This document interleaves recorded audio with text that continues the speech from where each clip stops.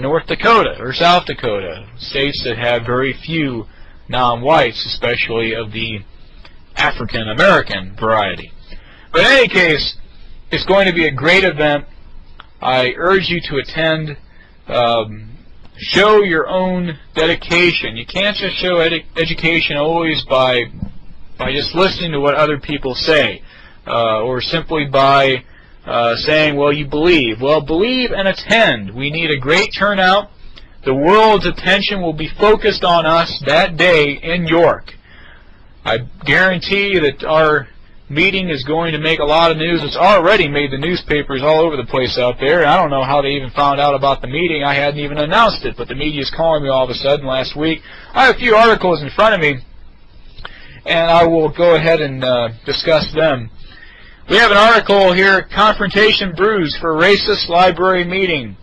That was issued yesterday, December 11th, in which they talk about how the Jewish Defense League and the Anti-Racist Action plan on attending our meeting, or at least being there. Now, this is not cause for not coming. I hope there's no one out there who might think, oh gosh, they're going to show up, so I'm not going to be there. No, that's all the more reason to be there.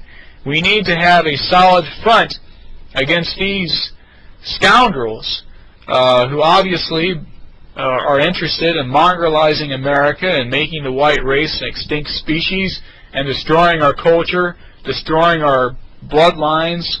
Obviously, we have to thwart that type of effort. In any case, they have a lot of quotes in here. This is one that I found amusing. They have this individual called Kathy Ash. She is the executive director of York City's Human Relations Commission.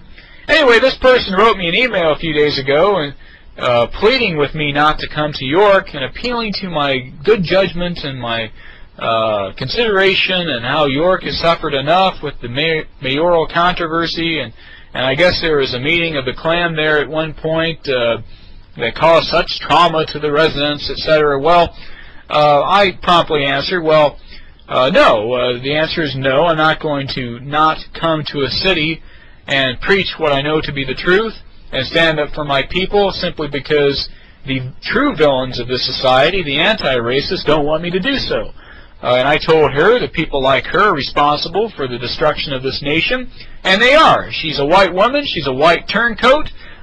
She basically is an aider and abettor of the enemies of her people, and she's therefore a traitor. She is a classic example of a race traitor.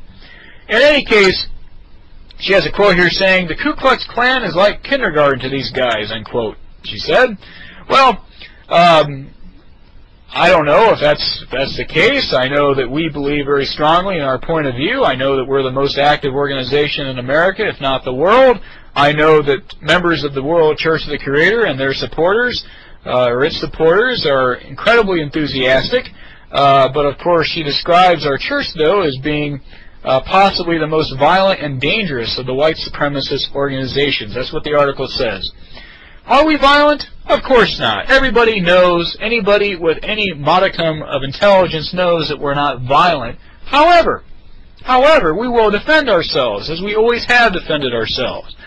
We don't happen to believe in turn the other cheek, resist not evil, pray for your persecutors, and judge not.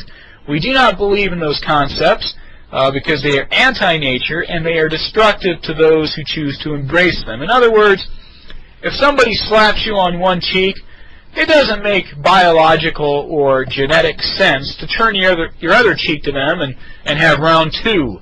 Obviously, that type of ethic is demeaning and destructive to those who partake in it. Anyway, the individuals who oppose our cause in the city of York have sought to stop us from meeting, or at least have hoped that we wouldn't meet. And in fact, I saw an article last week in which the school board president, of all people, was saying that he was going to contact the director of Homeland Security and inform them that a terrorist group was going to meet in York and that we should be stopped from so meeting. Can you imagine, I mean, how stupid can a person be? This board director, the school board director in York, for saying that. And certainly it is borderline libel to say such a thing, calling us terrorists and saying we're violent, etc., especially in the midst of what happened on September 11th. It's like, you know, calling the police saying, well, my neighbor, I just saw a towel on his head and I saw a machine gun in his hand, go get him. That's not the type of thing you should do. It's obviously inciting, it's obviously trying to infringe upon someone's First Amendment rights. But in any case, since then, it has become clear to our opponents, the political opponents in York, the various human relations groups and school boards and etc., that they cannot stop us from meeting in York. There was this talk, like I say, about trying to do so, contacting the governor's office. That was another thing I read.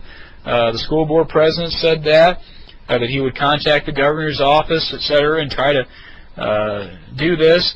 Well, they found out since then that it won't be happening. In any case, let me read this brief article to you. I have another article in front of me entitled "Library Supports Free Speech" that was issued on December 7th. I'll read an excerpt here. Well, in fact, I'll read the whole thing. As soon as he left the county's gang seminar on Thursday afternoon, Leo Cooper drove straight to the Martin Library in York to find out how the public library can justify allowing a racist meeting to be held there in January. The head of York's NACP chapter found out what many others found out Thursday. The library staff believes in free speech and the First Amendment and isn't doing anything wrong by allowing the Reverend Matt Hale, leader of the World Church of the Creator, to speak there during a meeting between his organization and the National Alliance, another group that promotes separating whites from people of other races. Director Bill Schell said library policy allows any group, regardless of viewpoint, to use its meeting rooms. The only way he would change his mind, Schell said, is if he concludes security issues outweighed Hale's First Amendment rights. Quote, "We have ideas from Gandhi to Hitler here. That's what libraries are about," unquote, Schell said. He said he would call the state attorney general to find out if Hale presents a threat. Hale, who has a law degree, has spoken at other libraries across the country and has won in court when officials tried to turn him away. Let me stop there. That's very important right there. I have won in court.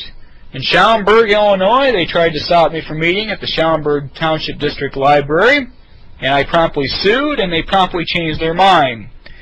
That legal victory is already reaping big dividends for us. The libraries across the country are on notice. They know darn well that if they try to curtail my First Amendment rights, the First Amendment rights of our church, lawsuits will follow. That is very good. It's very good to have a little power. It's necessary for white racial loyalists to have power. We can't just be kicked around all the time, and that's why, once again, I urge those of you who are so inclined to go to law school, get that law degree, get that law license, and fight the fight in the court of law as well. The court of law is an extremely important place. We cannot abandon it to our enemies, and will not. Okay, to resume the article. In March, a library in Illinois barred Hale, citing fears that his message could lead to violence. But the library rescinded its decision after a federal court decided to hear Hale's case. The library closed early and allowed Hale to speak in a meeting room after hours, according to the Chicago Tribune. State and York County tax dollars pay for about 50% of Martin Library's $2.3 million budget, according to Schell. About 50% comes from other sources, such as gifts and private grants. When the library has censored groups, it has been because of obscenity issues, Schell said. Years ago, a gay pride group, Delta Lambda Phi, had asked to show a video in a meeting. Schell said he viewed it beforehand and decided it was inappropriate. He said barring that video would have been no different if he had borrowed a video from a porn shop. After meeting with Schell, Cooper said that even if the library didn't want the meeting to be held there isn't anything they can do to stop it from happening. Now here's the great quote here. This is a quote from this NACP City of York head. Quote, Hale would have had a hard time with this guy, unquote, Cooper said. Quote, the guy's a lawyer. He got a law degree specifically to promote and challenge the court to spread the philosophies of his organization.